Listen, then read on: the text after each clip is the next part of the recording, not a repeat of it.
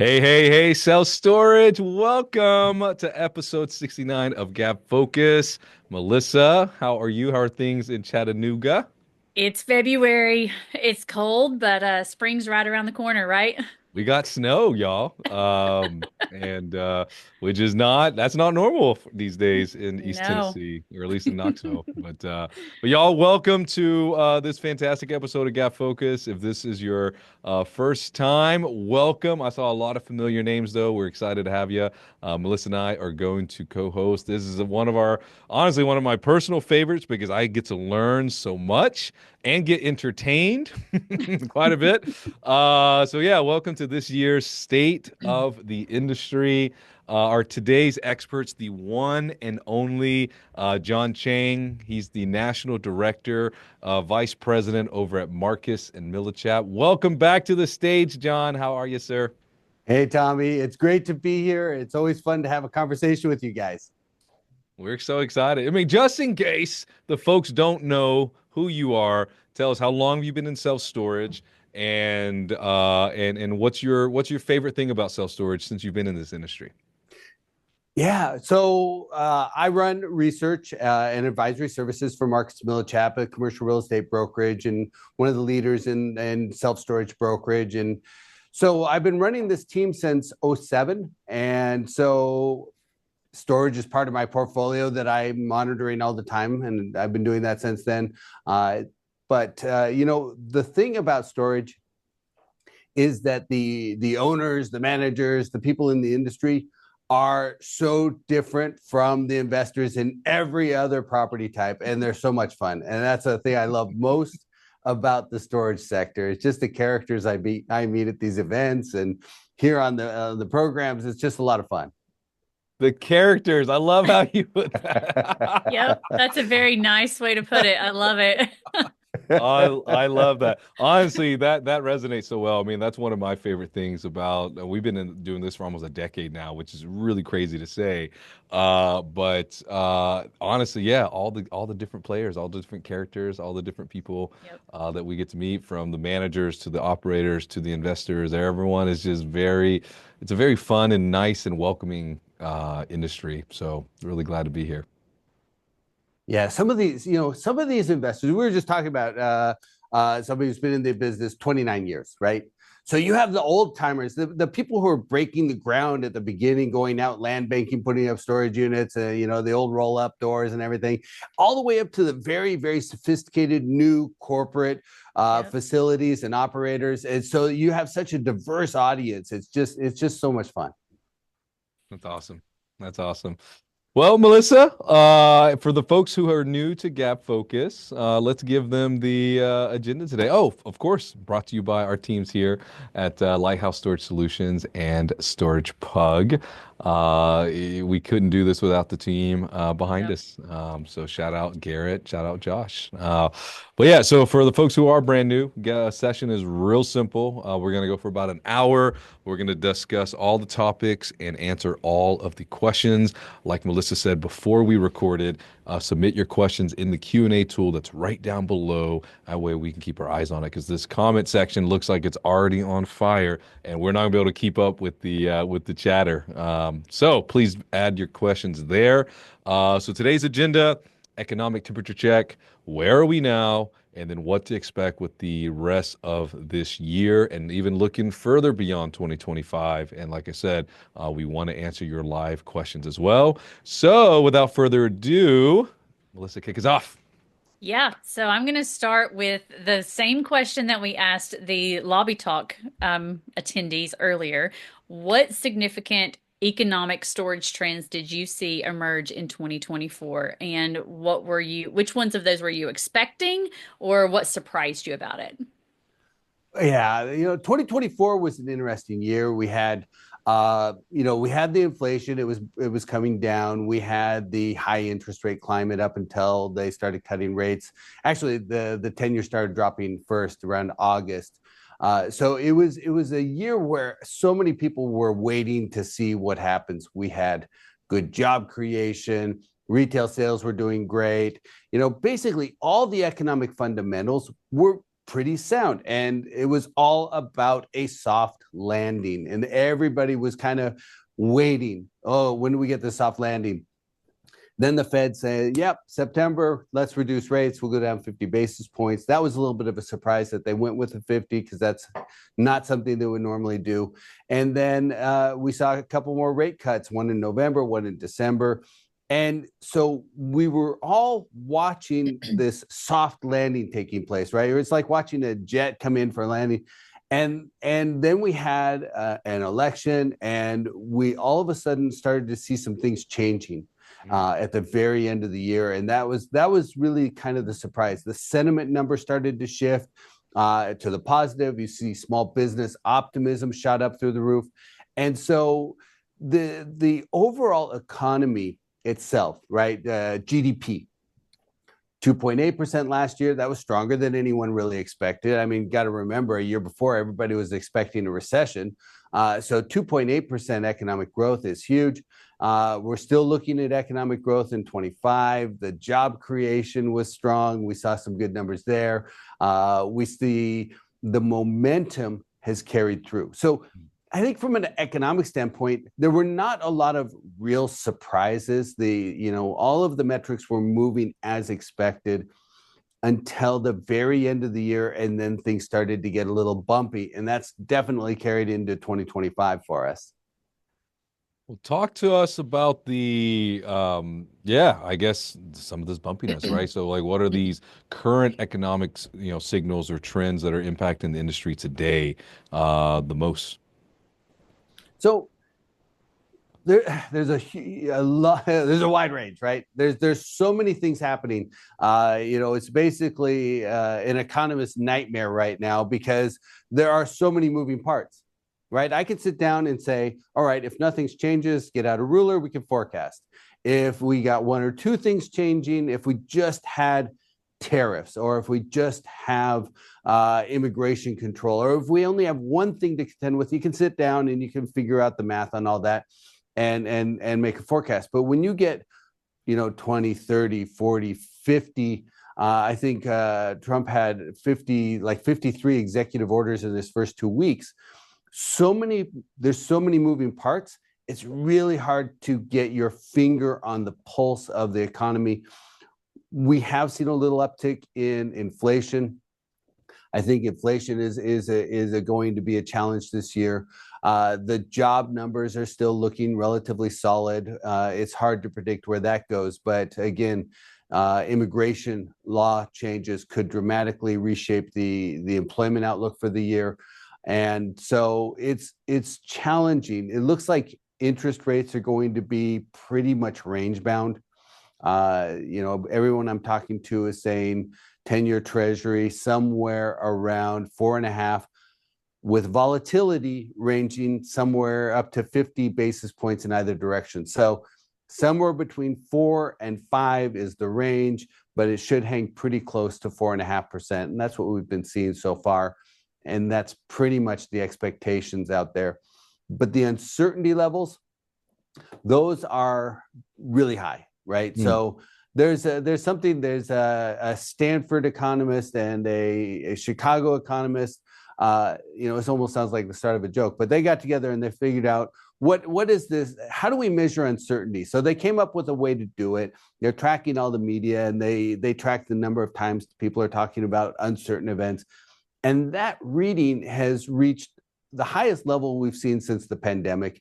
And it is about on par with where we were during the global financial crisis. So there's a lot of unknowns. And that's what we're all trying to contend with right now. But that's short term, right? Or theoretically short term, who knows? It could be elevated all the way through the year. But over the long term, when you're looking at key things like demographics and behavior patterns, for storage itself, the demand drivers are good. We're seeing a jump in household formation. That's a positive for storage. Home ownership is still challenging. A lot of people are staying in apartments longer, but there's some mobility surrounding that. And that mobility is a positive for storage demand. So it's choppy this year. And I don't know what's around the next corner. over a short term, making short term predictions is really hard because just for example, steel and aluminum tariffs, right? That really hits right in the center of the storage construction outlook. That could change the construction outlook dramatically. Not to mention tariffs on Canada, Mexico, China, and who knows who else, right? So there's a lot of these things that could materialize very quickly that are really hard to anticipate and then figure out how they're going to shape it. But when you look longer, things start to make more sense, right? If treasury rates range bound around 4.5%, then we know what our financing climate looks like, generally speaking. We know household formation is rising. That was expected. And I expect that to continue. So household formation, that's a positive for storage. So you kind of look at all these dimensions and say, well, over the short term, really choppy, who knows? But over the long term, things iron out and the curves aren't as drastic when you look longer term. The comment I'm seeing here, and Scott, thank you for chiming in. I think there's two thoughts here, right? So one is like bumpy. What do you mean by bumpy? And I think it sounds like you defined a lot of that bumpiness. There's a lot of uncertainty, maybe the velocity of things that are happening. But then the other thing that Scott mentioned here is like you talked about interest rate ranges. What about loan to value or loan to cost? Have you any magic eight balls on what you see though for LTV and LTC? Yeah, so I talked to a lot of lenders recently. Essentially, there is a lot of debt capital coming in. A lot of it's coming from private sources. A lot of it's coming from institutions. And so they went down and they did the math and said, hey, rather than buying the real estate, let's lend, right? And the spreads on lending a year ago were outsized. We were seeing 300 basis points over the 10-year for lending, and that has come down a lot. So I'm seeing 200, I'm seeing as low as 150 basis points over the 10-year for some of the lending across different property types. It depends on the location and the strength of the borrower and all these other factors. But essentially what we're seeing is the lending climate is loosening up. And so those loan to values, I don't have exact numbers, but I suspect that they're starting to rise. And so the lending climate could be getting easier. When you're looking at the rates on borrowing, you're somewhere, in the sixes, and we could see that trend a little bit lower. But again, there's a lot of speculation about, for example, the Treasury Secretary came out the other day and said, hey, we're going to try to put downward pressure, not through monetary policy, but through how we issue treasuries, right? So the government's borrowing money, right, to pay its bills. Now they just stopped paying everybody recently, and who knows how that plays out. But the thing is if they reduce the number of treasuries they issue, then the supply goes down, the demand remains relatively stable, and we could see downward pressure on the 10-year treasury. Whether that works or not, I don't know. It kind of depends on how they're balancing the budget and how they're handling that side of it, how they're paying the bills. But, we could see a little downward pressure from that. I'm not convinced they're going to be able to do it, but the lending pool, the lending climate itself is continuing to strengthen. I think some deregulation and a little bit less pressure on banks in terms of their balance sheets could work in favor of investors, and the lending availability and the terms could be improving. Wow. Well, what an intro. We're just getting started. So I know, right? so Open head and insert all the stuff. Okay. Yes. So it's a lot of information for sure. So let's kind of drill down to what this actually means for us on an operations standpoint. So where are we now with street rates? The biggest response from our initial question in lobby talk today was we're dealing with all these REITs and their price slashing that they're playing, and it's hard to know how much I discount. Do I play this game with them? How do you compete in that? So where are we now with street rates and the slashes and the discounts and all the rate wars that are going on? But this is a pretty recent trend, right? I mean, it's just over the last couple of years that we've been playing this game. You get the street rates, your stabilized rates. What we're seeing, the spread somewhere around 30% between the street rates and the stabilized rents. They're both coming down, at least based on our most recent data. They're both running a little bit negative. There's a little softening in the pricing. But this is really a maturation of the industry, right? So you're starting to get to the point where it's increasingly sophisticated. They're applying a lot of technology. They're applying a lot of the information and data that they've accumulated over the years.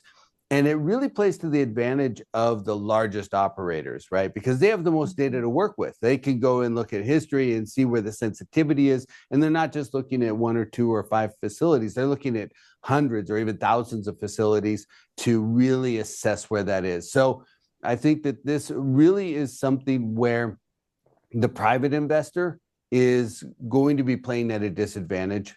They're not going to be as nimble as the large operators because they don't have all the technology and the data working for them at the same speed and same level. The balance to that is being able to get out there and look at what's going on the street and understanding the clients.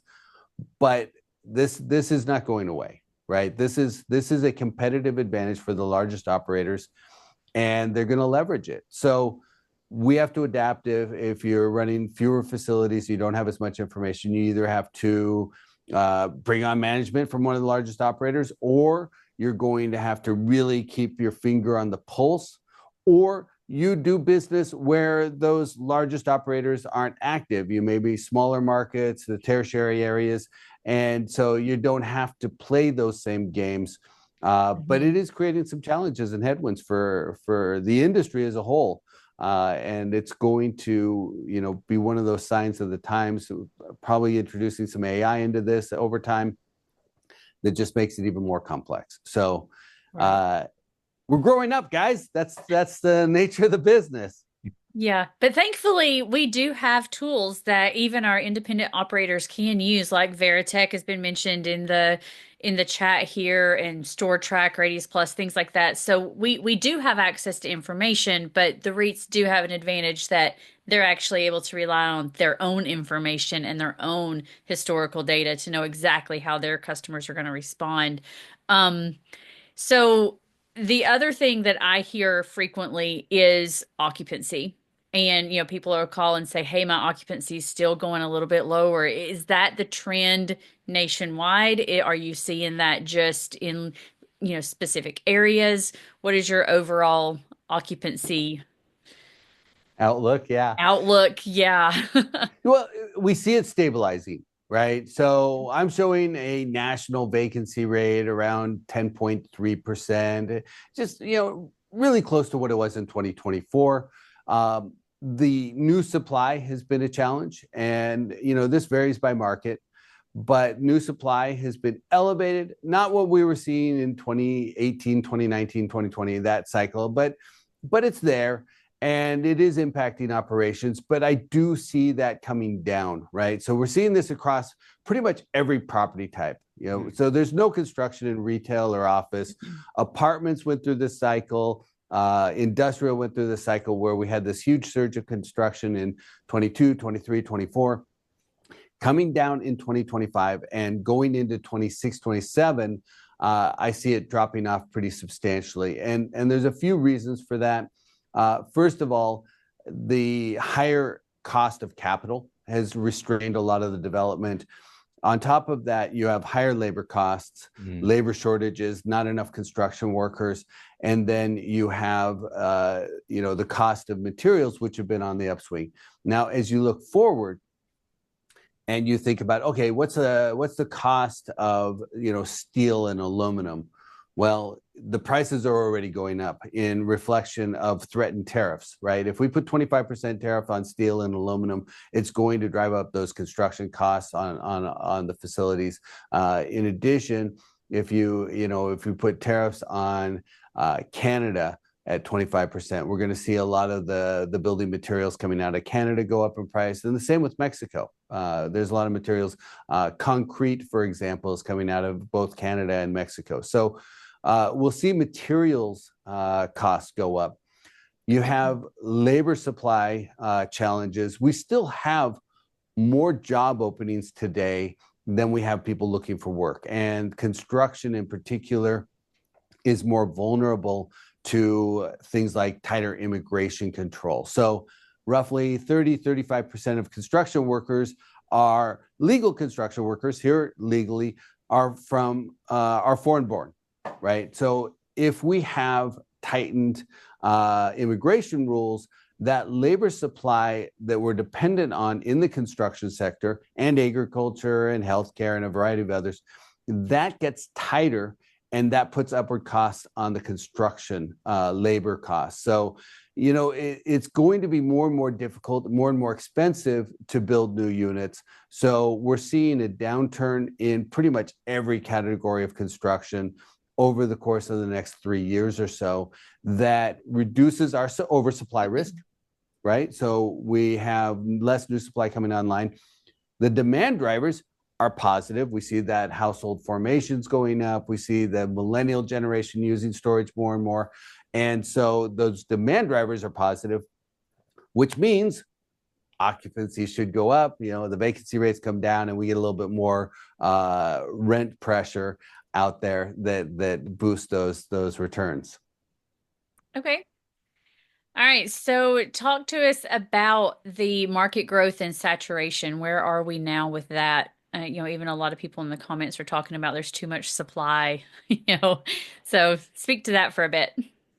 Well, the good news is it's not as bad as it was in 2018 or 2019, right? The bad news is, I really don't want to have another pandemic to fix it this time.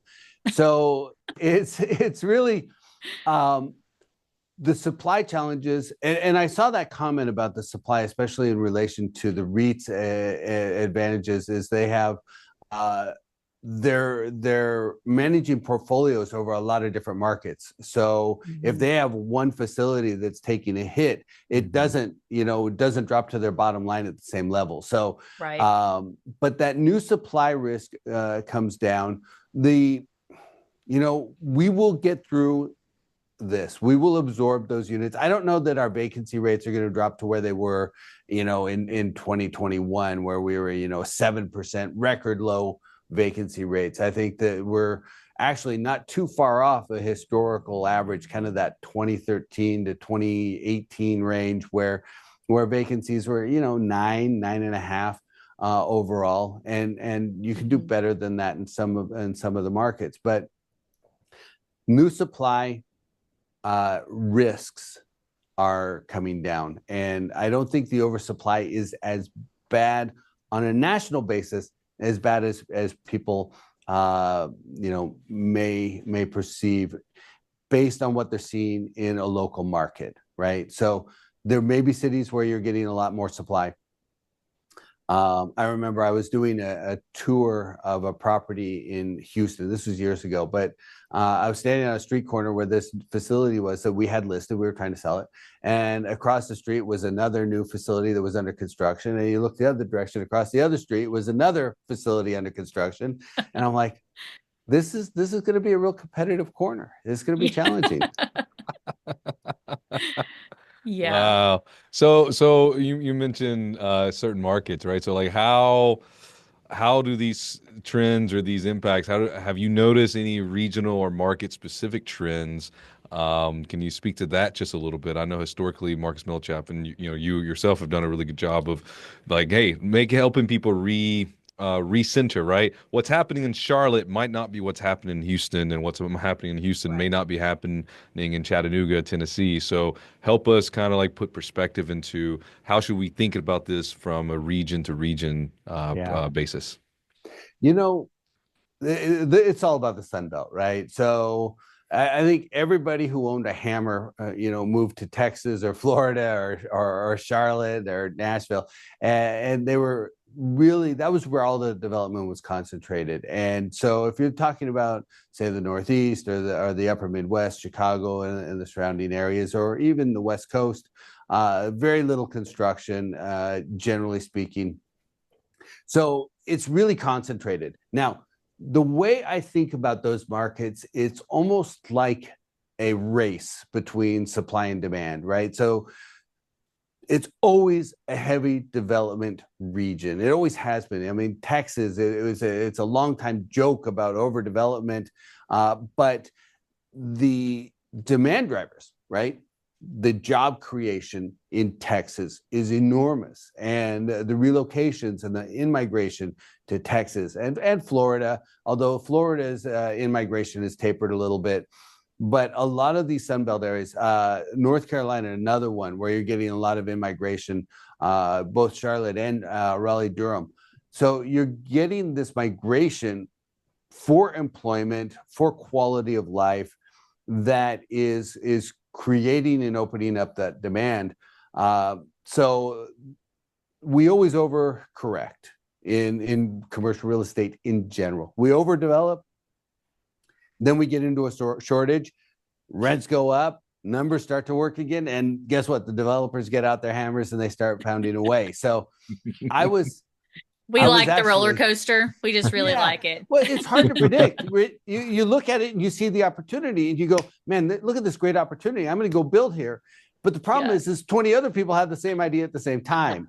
And you don't know about each other until you're already underway. And then you're like, oh, shoot, now it's a race. I got to get done before that guy gets done, or that person, that developer gets done, and get my building up first so I can get my occupancy up before the other properties come online. I can start locking in my tenant base. But, again, I was actually kind of surprised that we saw that huge, that wave of development that came online in 23, 24, and a little bit in 2025, although it is tapering, because we had just gone through that, right? We just went through this, huge challenge of oversupply. And of course, the builders never learn the lesson. And storage is more vulnerable, right? It's easier to build storage than it is to build an office building, right? Generally speaking, or a retail center.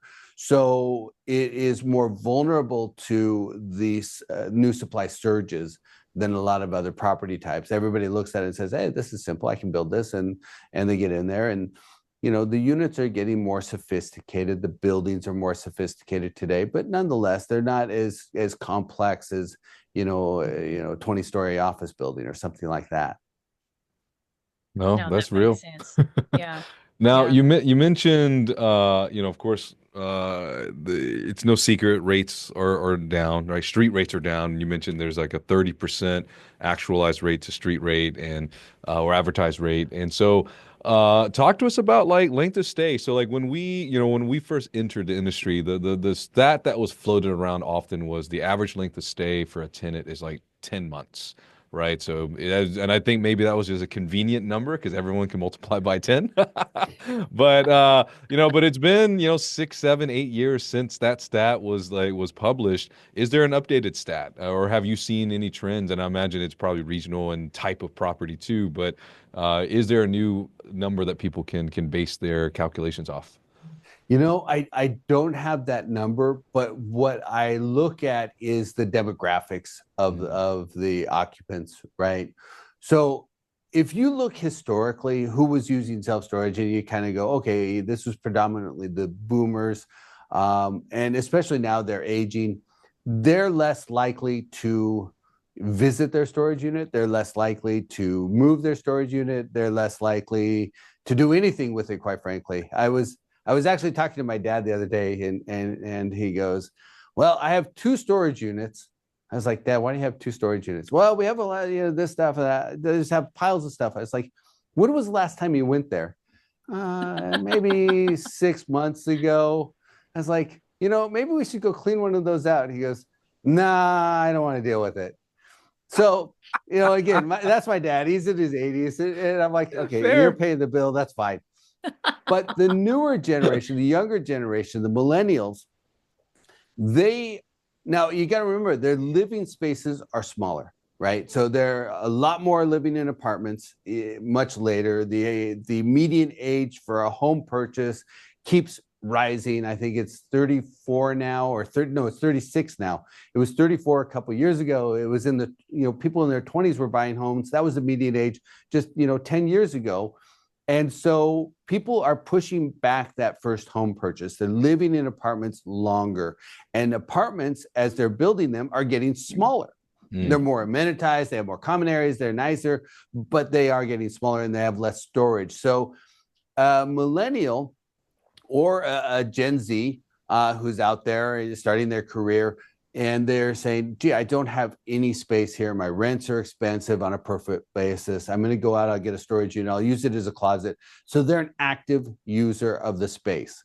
But they also tend to be more mobile. They're more likely to move at any given time, and they may change from one facility to another. They may relocate to another market for a new job, things like that. So I think that length of stay at storage facilities is going to continue to come down as more and more of the tenant base tends to be younger and younger. Wow.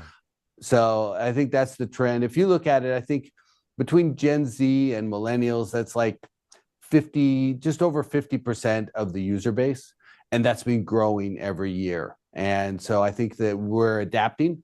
We're putting in a lot more technology, and we're making it easier to get in and out. You can do it with your phone now. And we're adapting to that client base, but they're going to be more mobile. They're going to be shorter tenures at a lot of these properties. Yeah, I love that. I love that segmentation and so I guess this helps operators kind of get a better idea, especially if you have this kind of demographic info on your tenant base, client base. Yeah. That kind of person's going to be more sensitive to rate increases and things like that because they are so much more mobile. So yeah, they're more likely to go in and say, you know what, this rate's moved too much. I'm going to go move out. And for again, my dad, 85, he's not going to do it. He's not going anywhere. Not going to. He's not going anywhere. Right. Whereas a 25-year-old says, shoot, you know what? This is starting to cut into my beer money. I'm going to go take my stuff out. I'll move it. I'll get a truck and I'll save some money and go hop facilities. Right. Oh, wow. Okay. Well, that kind of leads into the next question, talking about just competitor analysis. Yes. Competition's already difficult. And so when you're talking about even just maintaining, street rates with your competition and trying to figure out where to land, you've also got to be looking at those existing rate increases and how your competitors are even handling those. So how should we be approaching how we look at our competition in 2025? Yeah, well, again, the industry is increasingly sophisticated. There's a lot more data, a lot more tools available. But I keep thinking back to some of the old stalwarts in the business. A lot of them sold a lot of their facilities in 2020, 2021. But the business model was simple. It was much simpler back then. And it's much more sophisticated. So again, we're seeing the algorithms evolve. We're seeing the technology integrate. And so the price sensitivity and the ability to manage those rates is much more important today. And again, 20 years ago, the internet you couldn't cross shop really easily on the internet. Today, you can get a unit, click, done. Right. I already got my unit secured. I can go pick up my stuff, move out of this other thing. It's on a month to month. And so that price war on these facilities is going to be the mainstay of the business. That's probably going to become a ever more critical piece of the operations and the business itself. I don't see that going away. I think that if anything, it gets more sophisticated and you can I think it's going to be where operators are going to make or break their business today. So talk to us about the sophistication as an independent operator. Maybe I own one, or even maybe I own 30, right? I don't own 3,000 like extra or public. Yeah. So how do I bridge that gap of sophistication without, because I may not have the unlimited funds or the seemingly unlimited funds. So how do I bridge that gap? So it depends on where you're operating, right? If you're in, if you have one of these smaller facilities in a small town out there ways, and you're really catering to the, people, either vacation renters, right? People who have stuff there on the way to a vacation destination, or you're catering to a local client base that's in an outlying area. You have a lot less competition, a lot less volatility, and again, it's a simpler, easier to operate business. You don't have to be maneuvering day to day. Hmm. If you're in the middle of a major city, if you're in, Phoenix, where I am, or in Ohio, Cleveland, Columbus, Cincinnati, a relatively major market where you have a lot of the REITs and the large operators competing, you're going to have to stay in tune with that. I think Google, just doing a Google search and clicking on the facilities, you can get to the street rates. You have data sources, Yardi and others that are tracking these things. Yardi's also tracking those stabilized rates. So that's what we're using when we go in there and start looking at it. But again, you got to be an active, involved operator at a street level. You really have to know your competition. You have to be in tune with who your clients are. The better you understand your customers, right, the better positioned you're going to be. Yeah. And that's really going to be key. That's the fundamentals of marketing, right? Who is my customer? What is their want or need? How do I solve that? And how do I do a better job of solving that than somebody else?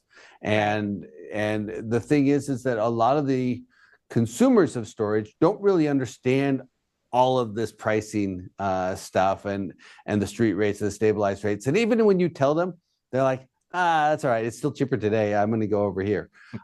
So it's going to be an ongoing challenge. I don't know that there's no magic wand solution. It is understand your customers, understand what's going to drive them to make a change, and then keeping your rates at levels where you can continue to drive a profit, but you're competitive with the landscape. Well, Tommy, it looks like you and I preach the right thing then day after Yeah. day, right? Obsess about your customers, man. There's Yes. there's there's no substitution for that. Absolutely. I love that, John. I want to shift gears just a teeny bit. There's some good questions here that kind of relate to this conversation.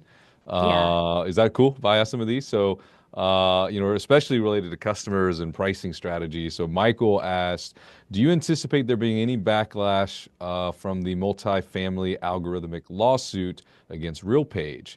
It's not dissimilar to what happens via Yardi. So, in case the folks who don't know, there's either I think it's still ongoing Yeah. litigation against RealPage of maybe pricing fixing pricing by suggesting specific prices for apartment rentals. And the issue was that they were using data and suggesting prices that maybe owners shouldn't have access to, and they're using an algorithm to suggest rent prices. So there's litigation happening. Do you anticipate any of that spilling into self-storage in 2025 or even the next 2 or 3 years? Okay, so first of all, in my opinion, that whole lawsuit is pretty meritless, in that their argument is that there's collusion on pricing and that they're using non-public information to set housing prices, apartment rents. And in fact, I'd argue that yes, you are gathering data. You could do that before, right? You could pick up the phone, you could call your competitor down the street. This has been happening for time immemorial. But the idea that it's fixing prices. It's not, because it provides a suggested rate range on a unit, and then the individual operator is deciding where they want to go with that information. It's just one more piece of information to integrate into a decision-making process. It's not setting the rates. But that being that as it may, and that, you know, that lawsuit will navigate its course, and it's quite possible that with all the changes at the DOJ, the Department of Justice, and the new administration, that this could possibly go away. I don't think it's as significant to this administration as it was to the last administration. The other part of this is that's housing. There's a lot of sensitivity to housing and housing affordability. And so you look at different cities and states where they have rent control, California, Oregon, St. Paul, Minnesota. There's a variety of areas where there's rent control because they see it as a means to keeping rents down for a broader basis. It's not a good idea. It's a bad idea. But that's, again, a different property type. The point is, they don't view storage in the same way they view housing. Housing is a necessity and storage is not. So there's a lot less pressure to regulate storage in general when it comes to pricing. And the new administration is much more market-based. And they're, you know, again, under Biden, there was a lot of talk about nationalized rent control. I don't think it would have passed, but it was part of the conversation. It's not anymore. So there's a lot less pressure to control pricing through regulation than there was. And a lot of these tools that the operators are using, I don't think there's as much threat in the storage space as there was for housing. And again, I think even the broader threat may be reduced as we go forward with the new administration.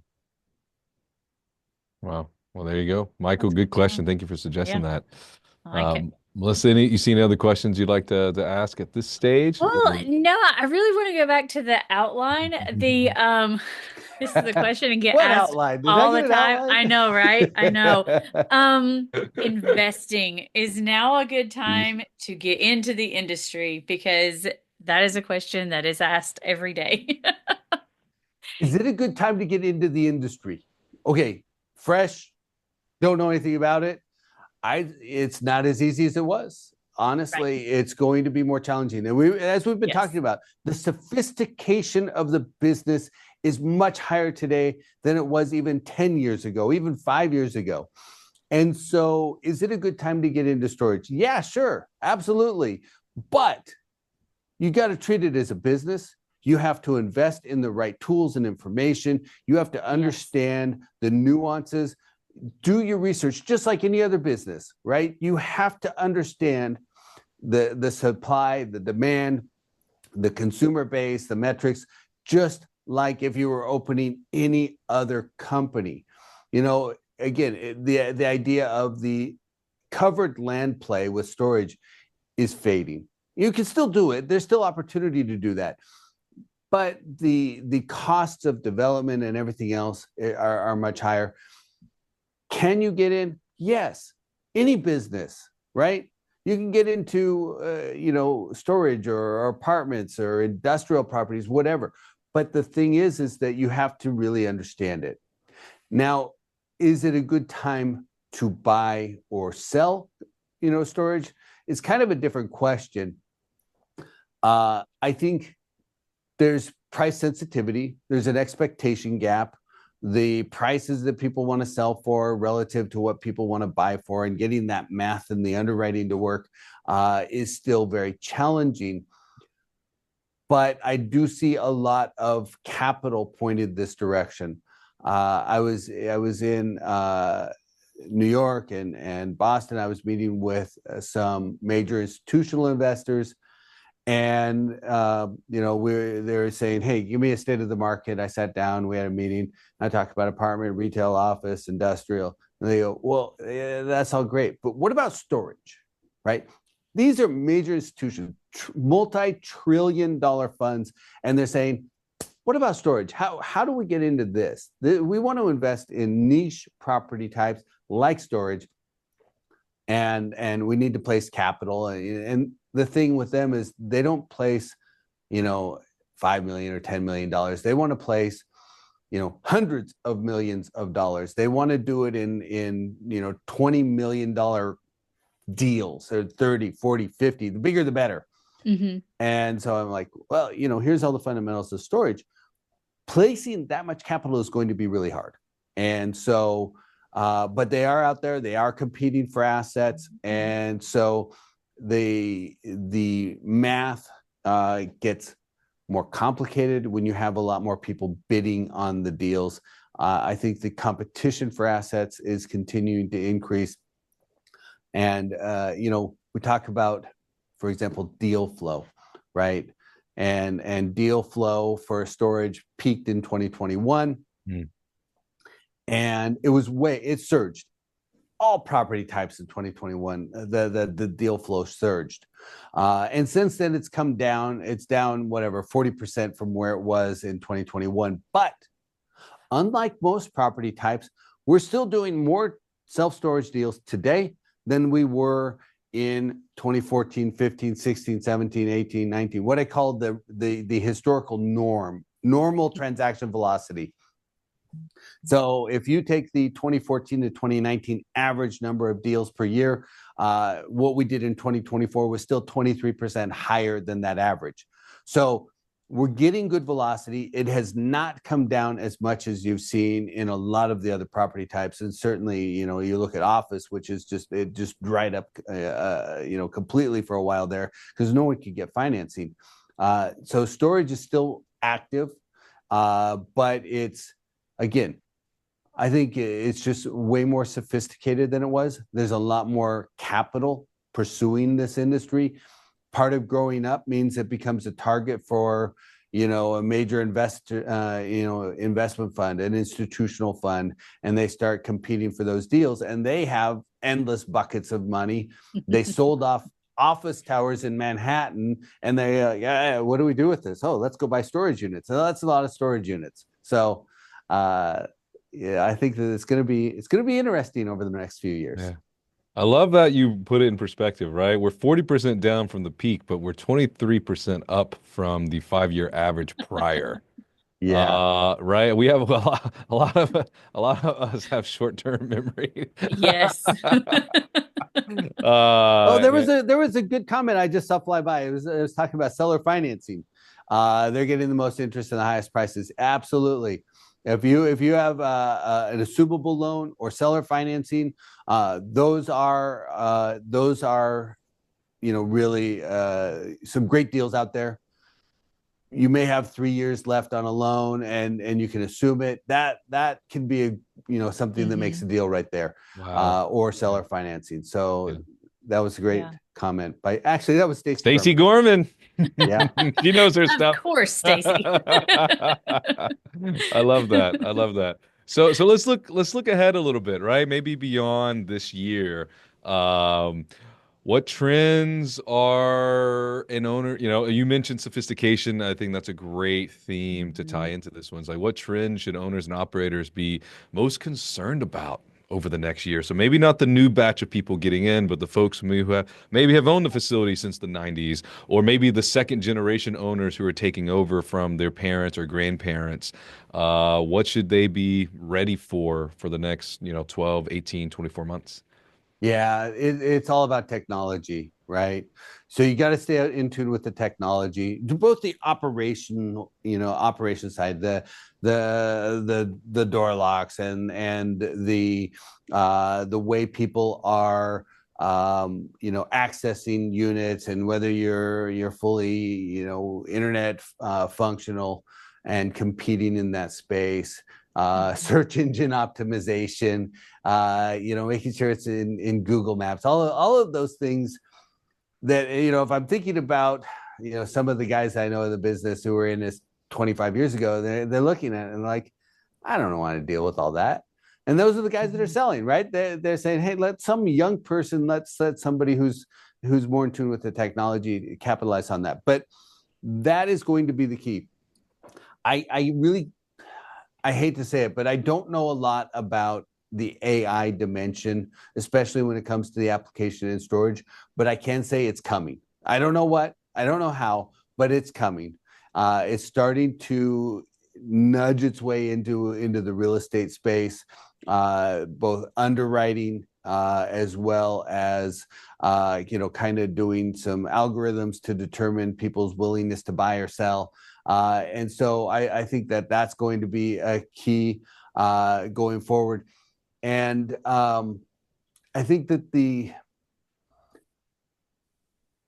business of the consumer, right, understanding demographics and housing actually is going to be very valuable, and migration trends. So, here's a little fascinating factoid. So during the pandemic, Florida in migration was off the charts. And the number one place people were moving from to get before where they lived before they moved to Florida was New York. Mm-hmm. Over the last 2 years, we've seen that reverse, right? So the number one destination for people leaving Florida is New York. So we're starting to see that round trip. We're starting to see that movement back and understanding. So for example, sitting down and looking, when you're looking at your market, understanding the job profile. Who are the employers? Who's coming in? Where are they going to be located? How many jobs are they creating? That street level work of understanding your local environment becomes key. Understanding who's moving in, who's moving out, right? That's going to be a key dimension. Knowing where the construction is coming up is going to be key.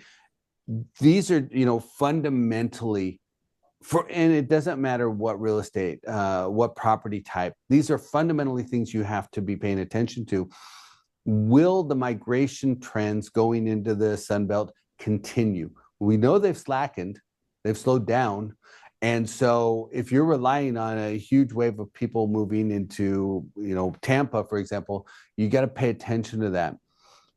The other thing that's been a big factor over the last couple of years has been insurance. And so if you look at the number of major natural disasters, right, the occurrence of what we call billion-dollar plus natural disasters, and that we inflation adjusted it and all that, the incidence of those natural disasters has been rising steadily. I think in the 80s, we would get about 5 per year on average. And then it goes up to 10 per year in the 90s. And then it goes up to 15. Now we're at about 20 to 25 major billion-dollar plus natural disasters per year. All right. And it's affecting certain parts of the country more than others. Florida, Texas to a degree, the wildfires and what happened in California recently. That's all putting upward pressure on the insurance rates, especially in those markets, but it's going to affect everyone in the country. And that is a trend that's not going away either. I think that's something that as an operator, I would be paying really close attention to, is what happens with those insurance rates, the availability of insurance, and having a strategy to address that. It's going to get challenging. That's going to be another big thing out there. That was definitely a common comment during lobby talk about trends, and one operator definitely said the increase in insurance and like you mentioned insurance rates, and then you just actually mentioned something else, which is the availability of insurance. We might start running into zones or regions where there is actually no insurance policy available. So what do we do? Is that as an operator? So that's incredible. Incredible ideas there. So, Melissa, here's an idea. If you wanna, if this is cool with you, we can ask question of the week, and then we can ask questions from the live Q&A, or should we ask Q&A first and then do question of the week? I think we do the question of the week first, because the other ones are a little more nuanced. They're very nuanced. Yeah. So love that. Cool. That might distract us a bit. Yeah, I think yes. We're easily distractible anyway, so. Yes, there may be some rabbit holes that we're going to be chasing. So, all right. So question of the week, John. We've got what's one trend So it's going to be hard, but you get to pick one. Will be the most has the most impact on our industry in 2025. So what's one trend that you think will affect the industry the most this year? This is almost a non-answer, but it's the uncertainty, right? And so I feel like it's a bad answer because it's not really a one trend that's going to really affect everything. It's the uncertainty itself that will create the instability and the challenges to making a decision, right?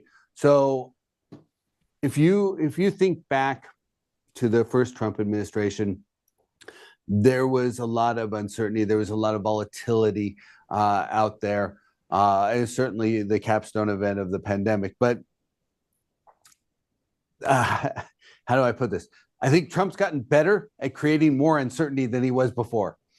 And so I think that is going to be the climate we're operating in, where there's always something changing.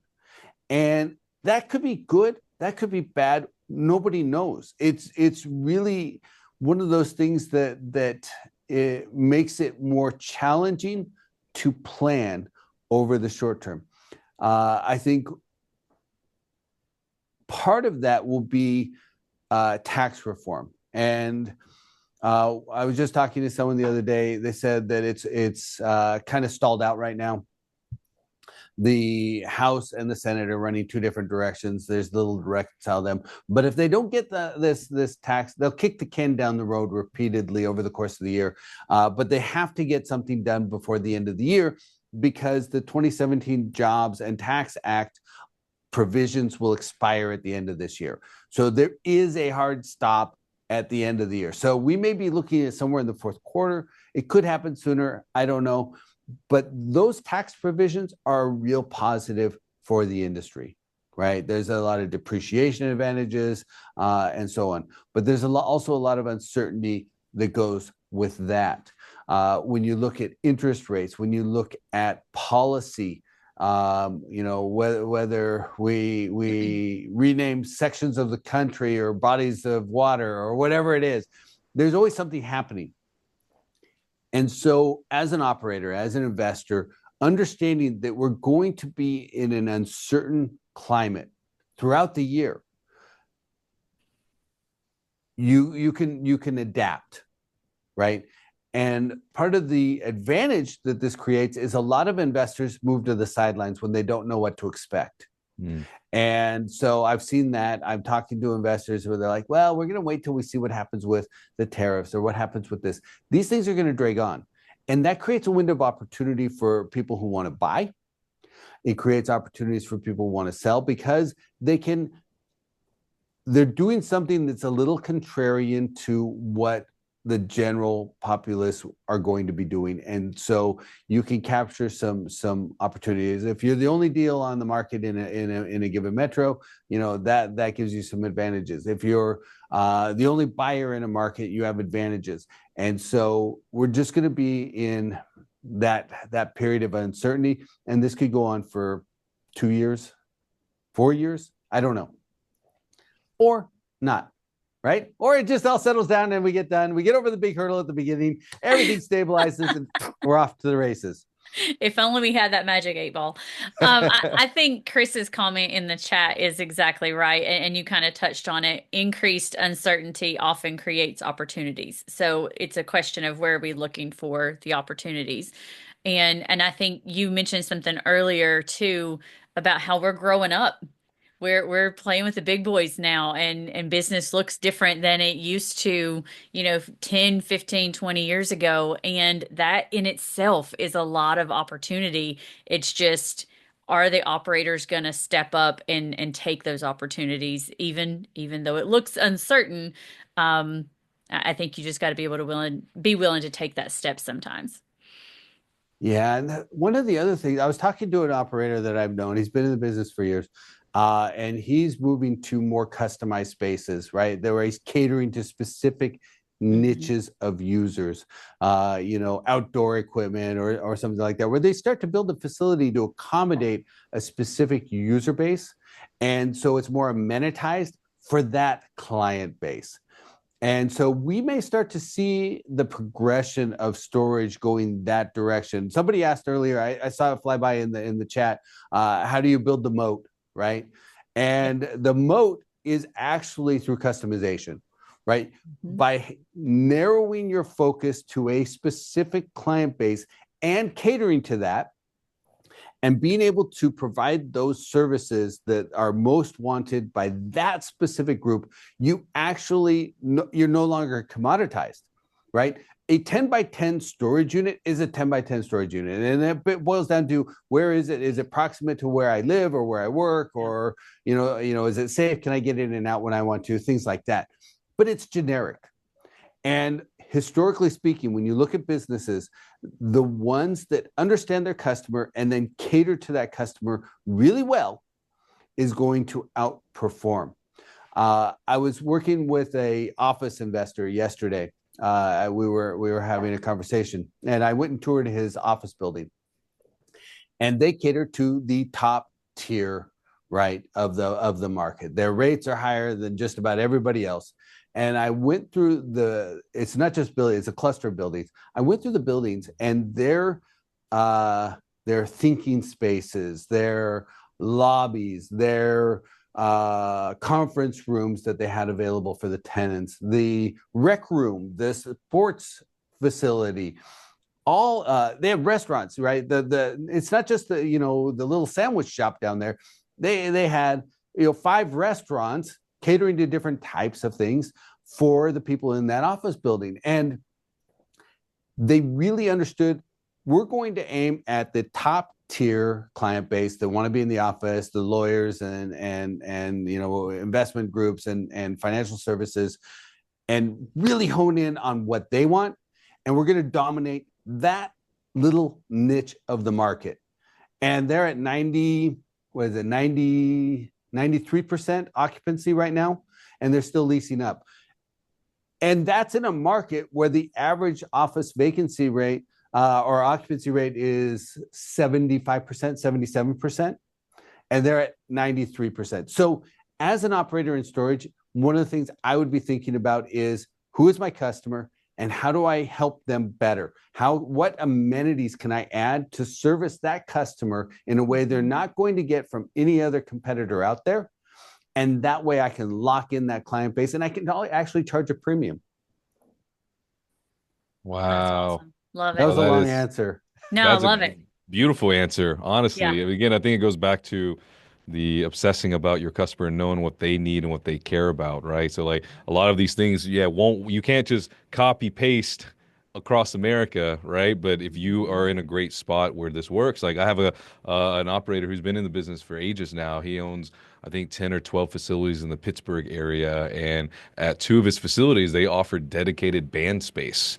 Because they're the band scene, the indie band rock scene in Pittsburgh is huge. And Brilliant. that's an example of what John's talking about here. And I love this comment that Robert had. This doesn't really apply to most of our audience members, but in South Korea, there are facilities in the city that even have places for you to store and clean clothing specifically geared towards busy office commuters. That's Hey, freaking awesome. that reminds that office building I went to yesterday. They have their gym facility, and you can rent a locker. It's an upcharge. You rent the locker for $50 a month, I think, but they they'll clean your clothes. So you put your gym clothes in there, and at the end of the day, you throw your dirty laundry into your locker. You come back the next day, it's all clean and ready to go. You don't ever have to change your clothes at the gym, right? It's all there for you. So again, there are ways to really fine tune this. I never heard of that. It never occurred to me, but it's brilliant. That's so awesome. That's all awesome. Well, I John, do enough laundry. I don't think I'd want to create a business around. I'll do your laundry for you. You can come back and it's all clean. No, no. It is no longer self-storage when I'm doing your laundry. Exactly. Well, John, thank you for coming back to Gabfocus. What's the best way for folks to get a hold of you or learn more about Marcus Millichap and how they can either invest in self-storage, buy a facility, sell a facility, or just do better at their facility? Yeah, so our website, of course, marcusmillichap.com. Click on research, and all of our research, we publish it there, so it's all available. Of course, you can, contact us through the website, and we'll be happy to help anybody. Hey, there you go. Look at that, right on it. So yeah, all of our research, all the different property types, you can sort by storage. We have market reports and so on there. So that is the best channel. If you're working with one of our agents already, and you have a very custom question, you can go through your broker and they'll help you and they'll pass it along to my team. You can contact me directly. I think I have a contact through the website. If not, it's very simple, john.chang@marcusmillichap.com. There we go. That's awesome. Awesome, John. Well, Very thanks for coming out awesome. as always. We got a lot to look forward to this year, Melissa, Yeah. as it turns out. But join us on Facebook. All of the sessions are recorded, so that's one of my most commonly asked questions about Gabfocus is, "Hey, I missed it," or "Hey, John said something really smart, and I want to get that clip." Well, all of the sessions are available on Gabfocus or on Gabfocus Self Storage Podcast, wherever you get your Yeah. podcasts. And so, yeah, I'll just show you how to do it. If you just Google Gabfocus Podcast, Spotify is usually where I get my podcasts, but Lighthouse Storage Solutions has links to different spots where you can grab your content. So, he's New actually show every week. new show every week. In Mhm. addition to the recordings of the live show, Melissa and Josh go way out of their way and create really cool content and introduce guests that are not on the live show. Lots of great stuff here. So check that out. And of course, we're also on YouTube. The Gabfocus podcast is also available on YouTube, where we publish clips and full episodes, as you can see here. And so this will be live on YouTube here in the next hour or so. So for all of those who don't get to catch the full episode, or maybe none of the episode, you can catch it a lot of different places. So next up, in a month from now, we're going to talk about how you can take all these tools and all these things that John talked about, this sophistication gap, this technology, and how you can go and own your local market. This is really what it's all about anyways, but we're going to talk about local marketing. We're going to talk about how you can use technology and how, honestly, how you can obsess about your customer and get out there. So this will be episode number 70. Melissa and I are stoked. It's going to be right after the National Self-Storage Association Conference in Orlando, which I hope to see many of y'all there. I think, Melissa, you and Josh will be We'll there. be there. So Yeah. we've got our crew from Storage Pug will be there as well. So we'll have our suntan, we'll have our Florida kiss. Planning on it anyway. Yes. All right. Well, John, thank you, sir. Appreciate all your time today and all your expertise and knowledge. And you're just a heckin' awesome guy. Hey, great Thank chatting you. with you. Thank you Yes. both. Thanks, y'all. Take care. Bye.